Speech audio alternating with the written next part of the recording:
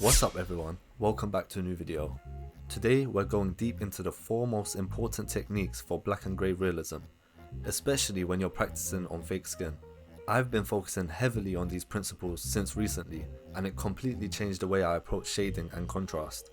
I do want to start off by saying I'm no professional, but these 4 techniques have leveled me up drastically, and I hope this video helps you as well as much as it has helped me. Alright, so number 1, and the foundation of everything in realism, value control. When people think black and grey, they think it's all about shades of black, but in truth, it's all about understanding value.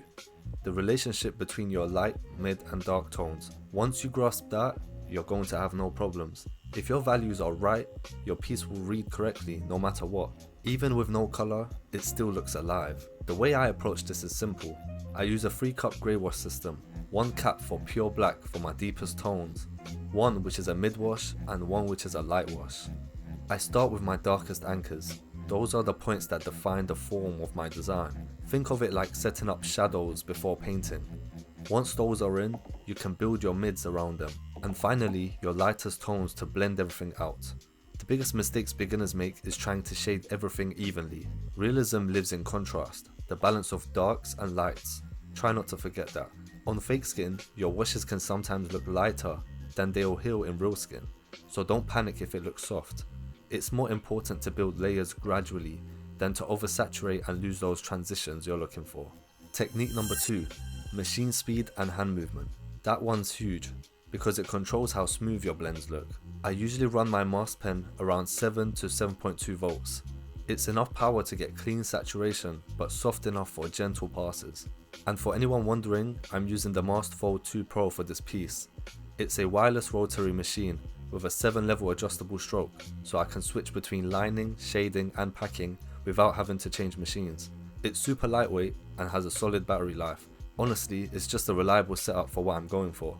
If you want to check it out, I'll drop the link in the description, and you could also get a 10% off by writing GEM10 down below. So let's get back into it here. So what really matters is how your hand moves. I use a mix of pendulum and whip motions, never just sitting still and grinding in colour. Think of it like airbrushing.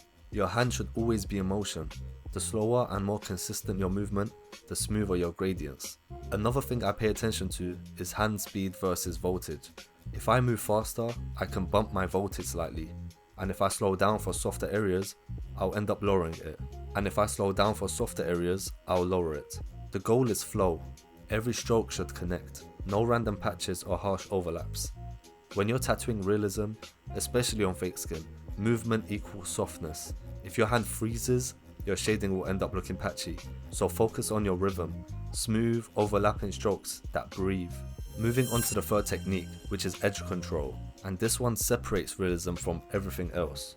In traditional tattooing, you rely on outlines, but in realism, edges are created by contrast, not by lines. And yes, I admit lines might come into play sometimes, but here we're focusing on contrast.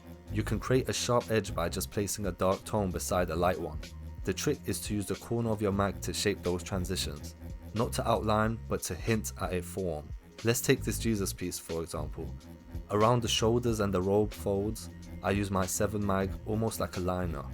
Just with a softer motion, it creates a definition without breaking the realism. Direction also matters. Always shade with the flow of the form. If you're shading muscles, move your strokes along the curves. If it's fabric, you have to follow the folds. That directional consistency gives everything structure. Without it, even good values can look flat or disconnected. So remember, your edge control defines realism, not your outline. And finally, let's move on to technique number 4, layering and patience. This is the hardest skill to develop, because it's not technical, it's a mental thing. Realism isn't about getting it perfect in one pass. It's about building up layers slowly. I'll usually do 1 light pass to set my tones, then come back once it's settled, to deepen only the areas that need more depth. On fake skin, it's easy to overwork an area because you're not worried about trauma, but overworking kills your gradients. The surface gets saturated and you lose your ability to blend. So remember to treat fake skin like real skin. Respect your passes, build tones gradually, and let the piece breathe. Patience always wins in realism. The more control you develop, the cleaner and more dimensional your tattoos will look. And those are the 4 techniques that change the way I approach black and grey realism. value control, machine speed, edge control, and layering. Master those and you'll see your fake skin work start to feel like real skin practice.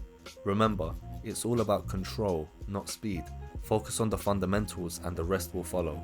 And if you found this breakdown helpful, hit that subscribe button. I've got more realism studies, tattoo breakdowns, and full process videos on the way. So yeah, thanks for watching, and as always, you better keep grinding and keep creating.